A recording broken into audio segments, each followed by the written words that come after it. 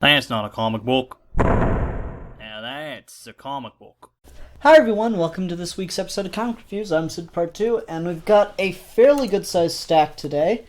So let's go ahead and get right into it, starting with the last thing I read, which is Wonder Woman #1, DC Universe Rebirth, Wonder Woman #1, Greg Rucka, Wonder Woman 75th Anniversary, because that title just rolls off the tongue so naturally. So this continues the whole thing from the Rebirth issue which just having two #1s is fucking confusing. Anyway, this continues on from the Rebirth issue with Diana realizing that something isn't right, that the story keeps changing, that she's got all these different contradictory memories about how her life has been put together. And so she is searching for answers. She is trying to figure out what the hell's going on with the world. And she is searching or seeking out a deity to get answers. And she, as she approaches this deity, she is followed by kind of figures in shadow, and she's like, my custom is to give 3 warnings. I am not here to fight. I do not want to fight, and you don't want to fight me because I will win. I just want answers. And then she basically gives that same warning twice more, and then she has a big fight with a bunch of hyena men, which is kind of neat. Just, that's a cool image. And then there's some stuff with Steve Trevor and Etta Candy that seems just bad timings going on with them and Wonder Woman. Etta Candy's black now. That's a cool choice. You're rebooting the universe, why not?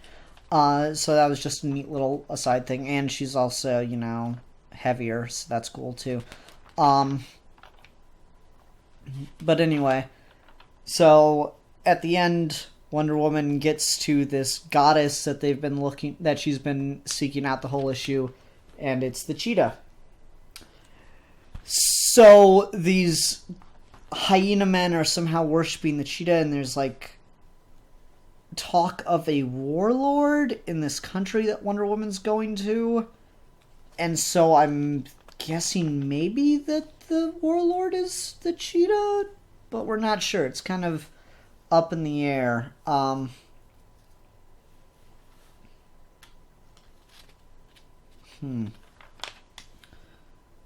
yeah, I'm not quite sure what's going on with that, but you're not supposed to be 100% sure. They're leaving it just a little vague, so that was cool. It's just an okay issue. There's nothing amazing about it that really stuck with me or anything. Kind of neat to see. It's told in kind of a back and forth way between Wonder Woman and Steve Trevor and Etta Candy. Wonder Woman's kind of just off on her own thing. We're not really inside her head for most of this. She just wants to figure out where Themyscira is, because she can't find it. Neat book. I'm excited to keep reading it.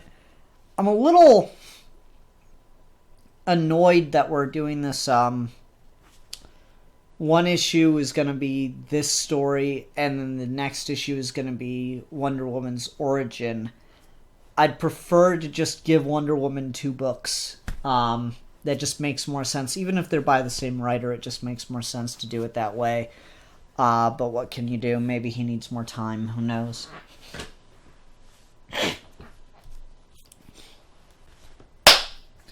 Captain America, Sam Wilson, Captain America #10. So you see, it's a really cool cover, but you see that part of the cover right there, the title? That initially had me very worried.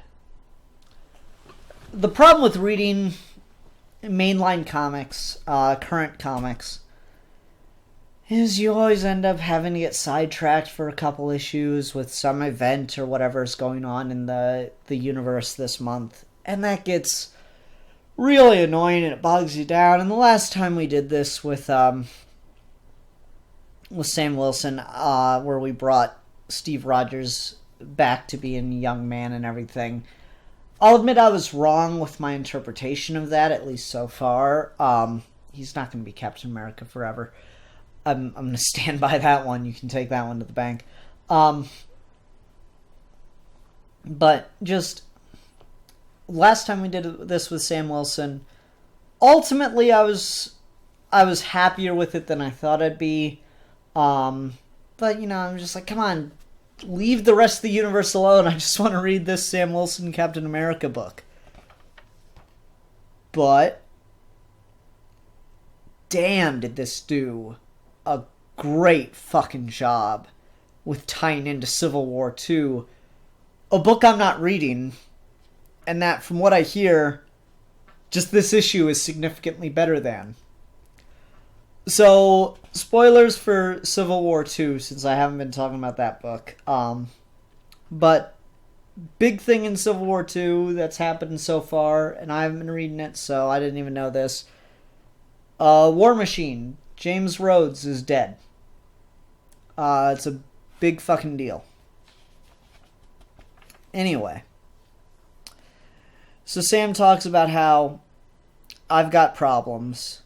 And sure, I get it. Everybody does. But these days, I think mine are special. And we get just a big recap of, like, kind of news panel-y things of all the shit Sam's got to deal with right now, including, like, RoboCops being put on the street that are profiling and shit. Then Sam continues, so yeah, like I said, I got problems. But they're gonna have to wait for now. Because we were attacked. A group of heroes stood up against an impossible evil, things took a turn, and we lost someone. Jim Rhodes is dead. And then we cut to Sam in a church with Misty, and it's this, like, meeting of the most popular black superheroes. They're just meeting in this back room after War Machine died. And they're wondering how he's doing. There's, like, someone who can contact his spirit, blah, blah, blah, whatever. So you got, like, Luke Cage and Nick Fury and Black Panther's there, too. And they're all, it's about to devolve into a debate about the whole, thing that's going on with Civil War 2 about stopping crimes, blah, blah, blah, I don't care. But Sam says, not here, not now. Sorry, it's just, sorry. We need to figure out who's going to speak. And they all look at him like, huh? And Luke Cage goes, you're kidding, right? And then, so the responsibilities just automatically fall onto Sam to speak at War Machine's funeral. Sam and War Machine have never really been that close. But the fact is, and Misty has this great speech about it that I'm not even going to try to do because I got a little choked up just reading it. I'm not going to be able to do it, speaking it. She has this great speech about how Sam Wilson is now Black Captain America. And, all of them are black superheroes and they try not to make a big deal out of it. But the fact of the matter is, it gives kids something to look up to. It gives black kids someone to look up to and to aspire to be like. And he has to fill that role. Oh my god, the politics of this book are so fucking... It's not even text anymore. It's not even subtext anymore. It's text. This is the subtext of the book is the book now. And it's just really cool. Like, I work with a friend of mine at work. He's a black guy. I told him that, oh yeah, Captain America's a black guy now. And he goes, oh, that's awesome. I'm really happy about that. He doesn't read comics. He doesn't really care. But just that has happened now is really cool to anyone. And I'm Hispanic. I might maybe somewhere in the lineage have some African-American genealogy, whatever. I don't know. It's possible. I used to have an afro. Hispanic hair doesn't grow that way. But anyway, it's this kind of like group mentality. It's like we're all like less than. For a long time, history of the world was the history of the white race. There's this great book we got in at work at one point. It was like a history textbook from like the 1870s, I think. And it said, right in the introduction, this book will, of course, focus solely on the white race, since it is the only one to have advanced civilization and the cause of history ever. And that was a book. That was a textbook. People were taught that. And that was, like, people go, oh, that's not really true. That's not the mentality. That was the text. That was exactly what you were taught. And that feeling still lingers. It's certainly gotten less. There's been advancements. But that feeling that you are less, this is not your history. You have to have your own special month. You don't get to just be the history. That's always been a very lingering thing that all minority groups in this country have been dealing with. And keep in mind, I said I'm Mexican. I'm not like full-blooded Mexican or whatever. I'm a fucking mutt. Anyway, I am Hispanic, Native, and Irish. So there are 3 groups of people that have felt the just sting of oppression for a very long time from just multiple groups. So, you know, I have a lot invested in stories like this, is what I'm trying to get at. But anyway, there is one really, really funny moment between Sam and Misty. And she's like, I don't know. She says, do you know why I started helping you in the first place? And they go back and she has that great speech that she gives him. And then Sam goes, right. Okay, but why did you start helping me in the first place exactly? She says, idiot. Maybe I just want to swoop in and be the first African-American woman Captain America after you make a damn fool of yourself. And I hope it happens, too. Misty Knight's cool. Is she wearing assless chaps? What the fuck? I think it's like just a poor choice of shading based on lighting in that final panel. I just looked down and noticed that. It totally looks like Misty Knight is wearing assless chaps. That's really funny. The colorist did not do a great job there. Or maybe did too good a job. Who knows? That's really funny. It makes it look like she has assless chaps on. And so Sam puts on the costume, the Captain America uniform that he wears. And he goes out and just gives this absolutely incredible speech about what it means. And then I'll try. When it was my turn to fill some big shoes, I could call back to Rhodey's example and say, yeah, maybe I could do that too.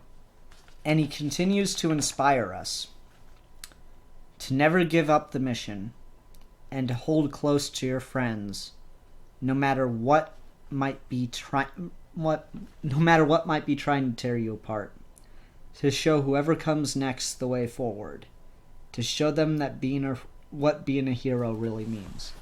And I love this page, because these are all either legacy or replacement or minority characters shown on this page, and that is fantastic.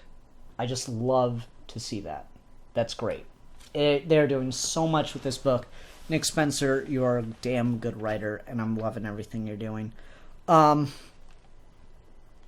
you have a book like Renato Jones' The 1%, which is brilliant. But I don't know whether or not that's good, or if it is just so much to my taste that I love it.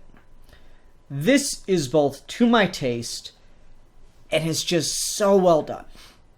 It is taking the subtext of the book, making it text, but not... It's being preachy, but not preachy in a sense that it's annoying. And that's great. It's preachy in the sense that, yeah, testify.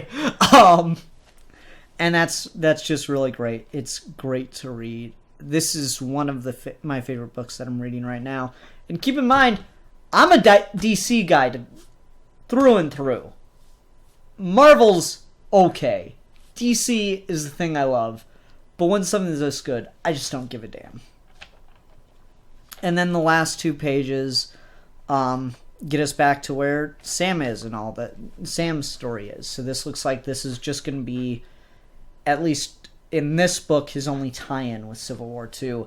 And damn, what a way to do a tie-in. God damn, what a way to do a tie-in. It's interrupting the story. Like, I want to say it doesn't interrupt the story, but that's exactly what it's doing. But it's doing it in a way that matters. The only thing that sucks about it is the fact that James Rhodes is going to come back because it's comic books and no one stays dead. So, while that's certainly problematic and leaves kind of just a general, God damn it, this again, taste in your mouth, I don't care. When it's this good, it's this good. Great shit. Let's move on to Superman Action Comics number 958. So this is coming out more regularly than I realized, I guess. It's good.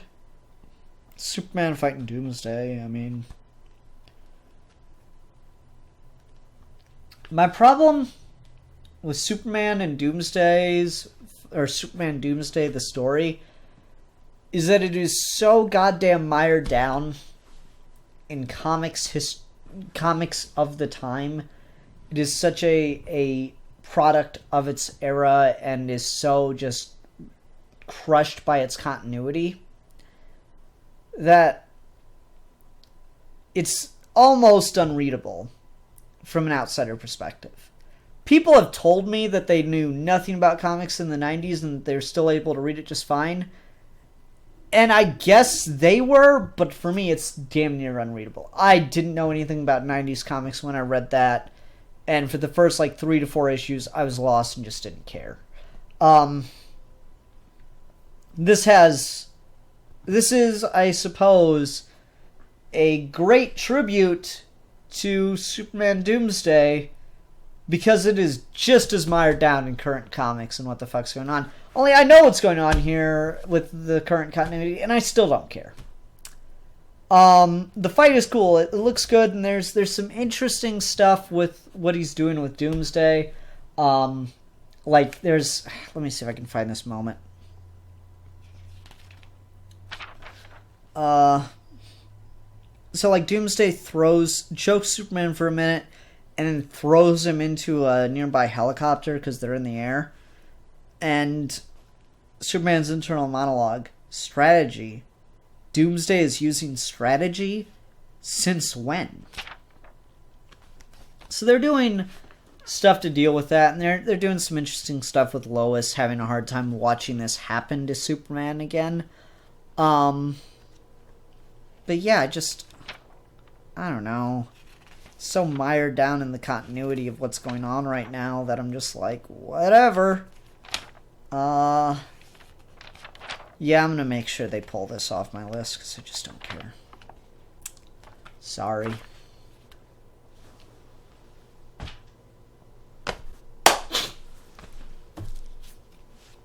By request. I got a lot of books by request this week. That would have been my whole week. But I got a lot of stuff by request. 2 books by request, something for next week. Anyway, so Doctor Strange, number 9, Last Days of Magic, Part 4. Not the best thing ever to jump on with a Part 4. What's going on in this story? Up to now. There's some guy who is calling himself the Emperor or whatever. who has a vendetta against magic. He wants to just completely remove magic from the world. Not just, I don't think just Earth. I think the whole galaxy. It's a little vague on that. There's not enough details in just this book to understand. But he wants to completely remove magic. And so anyone that has ever benefited or uses magic, whether or not they know it, is now pulled to go into the mountains and seek out Doctor Strange. And so they're trying to pool their resources to help him, and there's stuff going on with that. Meanwhile, Doctor Strange has been globetrotting, trying to get any scraps of magic still left in the world that he can.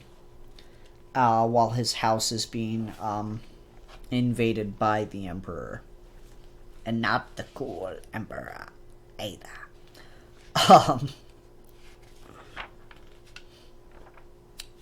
What is this guy's name again?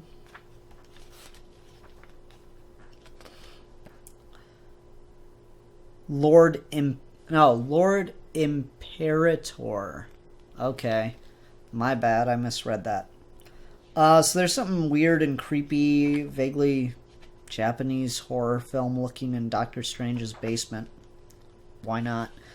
I don't know, I like this. I'm not a huge Doctor Strange guy, I just generally don't really care for a lot of magic-based storytelling.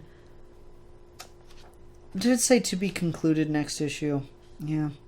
I'll pick up the next issue because the cliffhanger here was enough that made me want to go see more of it.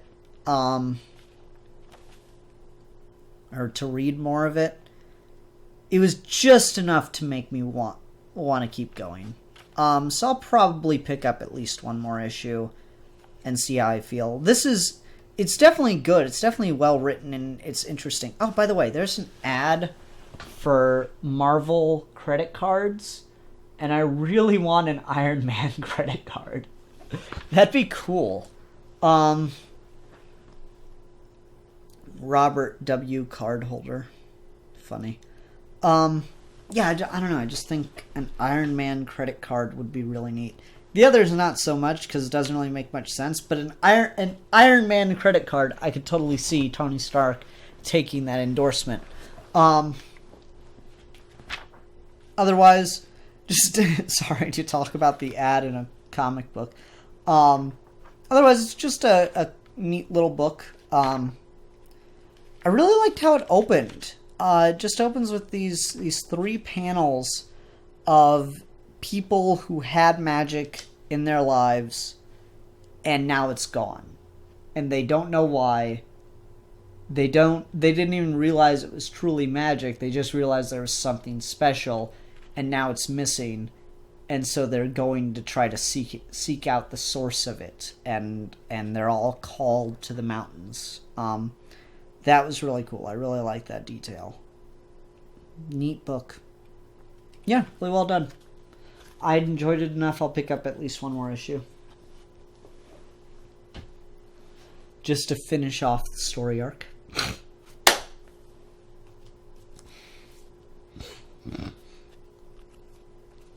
Moving on to Daredevil number 8. All new story, Blind Man's Bluff starts now. So let me just say, I'm not a Daredevil guy. I never really cared for Daredevil that much. My whole thing with Daredevil is, why would I want a blind Batman? And I mean, that's me being a little facetious. It's me just kidding. But I mean, there's something to it, and we all agree. But this is still really well done, and this opening page is fantastic. Okay, so I'll just show you the page. Got Matt Murdock sitting at a poker table, bunch of chips on the side. And he goes, I raise 50,000. And then a little balloon over here, or a little narration box. These cards I'm holding, absolutely no idea what they are. What a way to open up a comic book. I raised $50,000. I don't even know what's in my hand. Great. And so Matt is at a Texas Hold'em tournament, and this next narration box, the cards are covered in a coating to protect them from wear. It also means I can't read them with my fingertips, enhanced senses, or no. I just really like that. That's really clever. And so he's at a Texas Hold'em tournament seeking out a lead. And, you know, I'm sure that this is picking up from something else. But I don't know what. And importantly, I don't need to. And that's good comic book storytelling. Seriously, you have Matt, who is at this big poker tournament thing in some fucking country. They gave it in the first, or an island country. Macau? I don't know how you pronounce that. Macau. Anyway, he's at this big poker tournament, and some woman comes up to him. He's like, she says, "Why have you come all this way?" And it just cuts to a panel, or a couple panels of Daredevil beating the shit out of a guy, pointing to an empty safe, and is like, "Where is it? Tell me right now." It's where? Tell me where the black cat put it. Macau. It's in Macau. And then it just cuts back to Matt. It's complicated. That's damn good storytelling. I know why he's there. I know that Daredevil is there looking for something. I don't know what. I don't know who took it. But I know that he is there for a purpose. And then we get another... They do this trick a couple times. How do you know all of this? None of the other players seem aware that anything is wrong. Cuts to that same interrogation scene of Daredevil saying, "Tell me everything." And that's just really good fucking storytelling. There's a cool action scene. This is a damn good book. This is really, really well told story. This uses the medium really well, which is something I don't see done enough in comics. Too often in comics, it feels like you could just potentially be reading this as a novel or short story or whatever, because there's no real need for it to be a comic book. It's just a story with art, and you're not reading the descriptions, you just get to see them. This is using the fact that it's a comic book, the way that the pages and panels are laid out really well. It finds a good way to cut in the art. It uses that cinematic quality that comics can do sometimes. And it's really well seated. It does a great job foreshadowing things. Like, first time Daredevil meets this woman,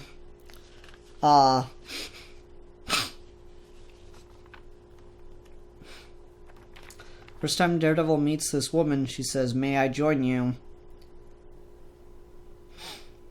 And that is, unless you would rather be alone. Not at all. I'm meeting a friend later, but that's later. And then, last couple pages, Daredevil climbs up to the top of the building, and there's Spider-Man. It's really well done. It's really good. It's a really, really good comic book. I really enjoyed this. Really well told story. Not a ton of character, deep philosophical stuff going on. No grade A politics like we get in the Sam Wilson Captain America book. Doesn't matter. Still a really good story. Really cool, nice not really character work, just nice, cool, interesting plot.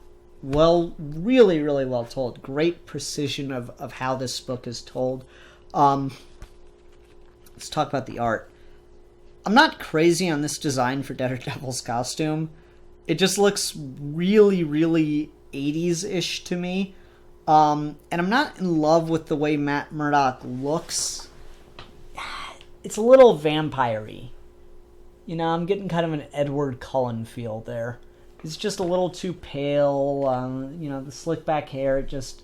Something about it just feels kind of...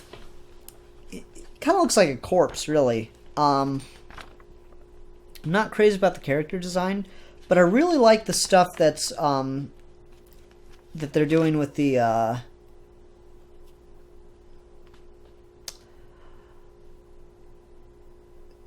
how we're depicting Daredevil's senses. There's a couple panels here that just do a good job of showing like how Daredevil quote unquote sees the world. They should do Daredevil audio dramas for the blind. If that's not a thing, Marvel, that should be a thing. He's their superhero, you know, just saying. Anyway. So yeah, that was just neat. This page in particular, I'm trying to think what this art of Matt Murdock is making me think of. Like, there's this whole conversation that he has with this beautiful woman that is, we're led to believe, working for the casino. Where he's supposed to come off as kind of like charming and a little bit dashing, but the art doesn't sell that. He just looks kind of odd and creepy. This panel in particular, I really don't like. I'm trying to think what that makes me think of, and I just cannot place it. It's gonna drive me nuts. It's got this very dead face. I don't like the art in this book very much. This is actually a really good way to show that the story here, the way it's written, is actually making the art sell better than I feel it is. Because I don't think the art is drawn very well. But I think the way this story is told, the way it necessitates the art, it's making the art play better than it is. One little quick detail to give the art, like I like the blind stuff. That's the stuff that looks the best. This shows consistency with what we were told earlier, that he can't tell what the cards are. So he just has blank paper in his hands as far as he can tell. That was neat. There's a cool fight with a psychic inside Matt's mind, so you get kind of that dream reality work. That was neat.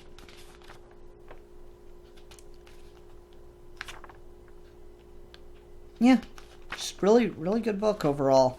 Not crazy about the art. Lacks a certain definition, so everything kind of comes off a little corpsey, particularly Matt. If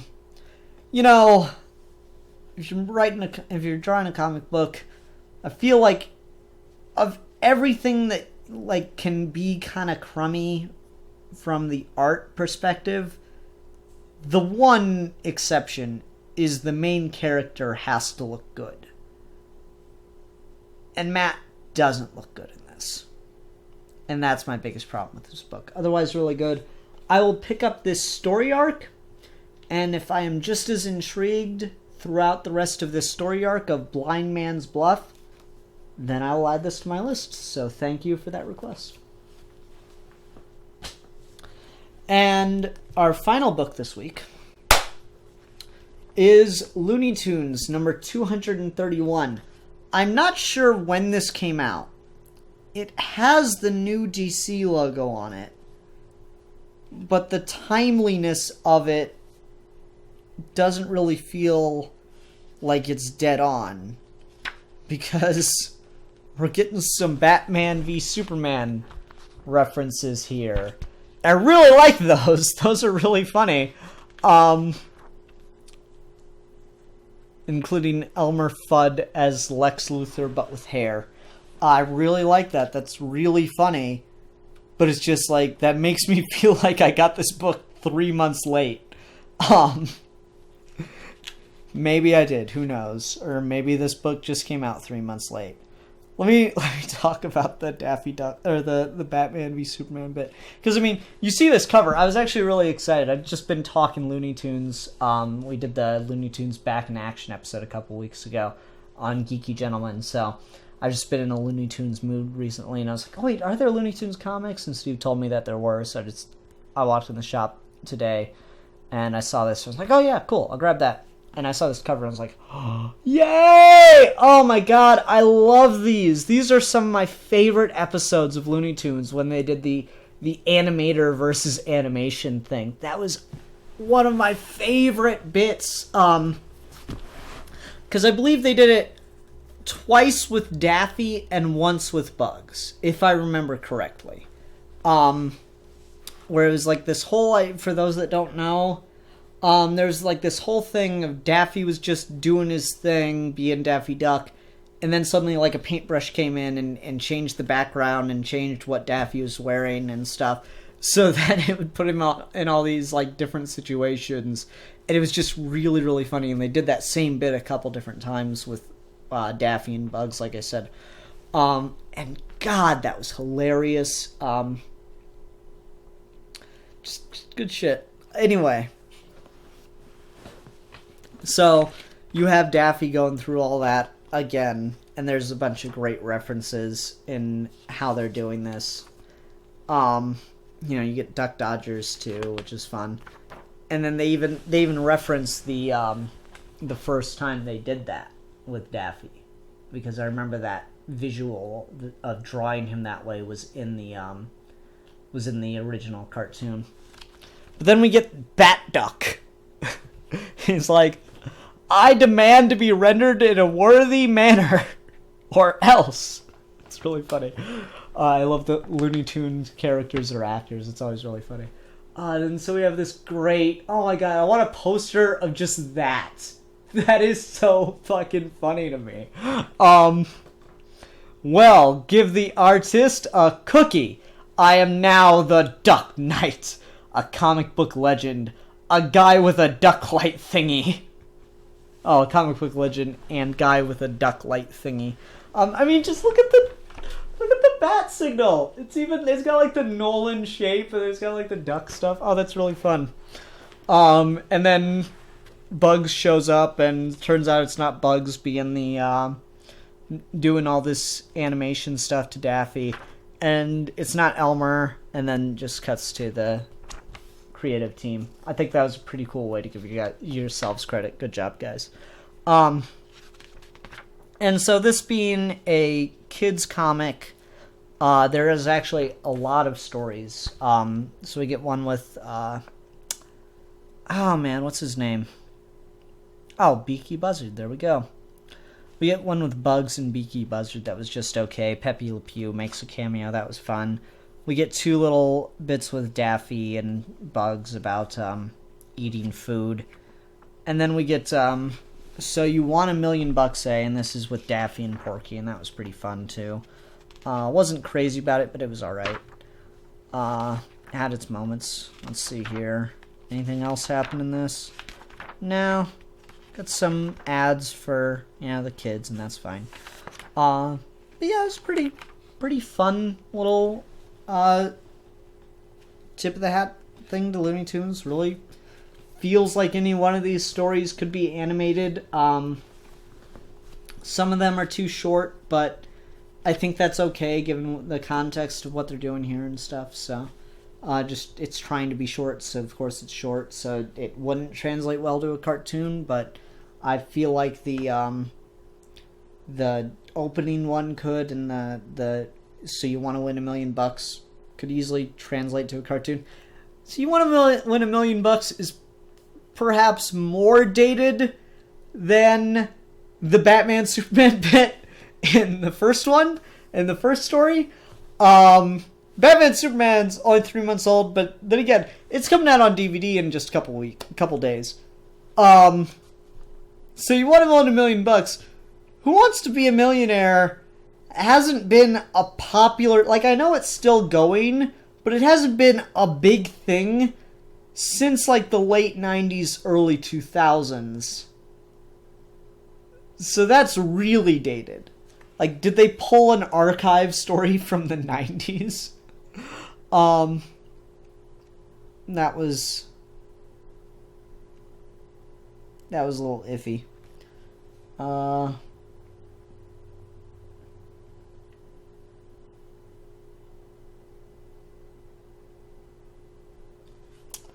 Yeah, I don't know. Just overall, I enjoyed it. It's just kind of okay. Should I add it to my poll? Do you guys want to see me sit here and talk about Looney Tunes comics for kids every week or every couple weeks? Because I don't mind doing it. I mean, I know everyone considers me a man-child because I read comic books. Fuck them, whatever. I like comics. So I don't mind doing it. Just, will you find that interesting or not? Because I guess that's what's going to determine whether or not I add this book to my poll. Let me know in the comments below if you would like to hear me talk about Looney Tunes comic books. Alright, that will do it for this week's episode of Comic Reviews. On the reviewing section, I have an announcement. By popular demand, I got a request and I got 2 seconds. People like thumbs upping and saying I second this. For Dark Knight, a true Batman story. An original graphic novel, Paul Dini, Eduardo Risso. So, what this is... Oh, here, I'll just read the back for you. Dark Knight, a true Batman story, is the harrowing and eloquent autobiographical tale of Dini's courageous struggle to overcome a truly desperate situation. It is a Batman story like no other, and one that will truly resonate with fans, with art by the incredible and talented Eduardo Risso. So, I'll be talking about this next week. Yeah, I shouldn't have. It doesn't look that thick. I should have plenty of time to read through this at work over the weekend. So, hope you will enjoy that. And I hope everyone will be excited to see that. Anyway, that'll do it for this week's episode of Comic Reviews. Thank you very much, everyone, for watching. Until next time, I'm Sid Part 2.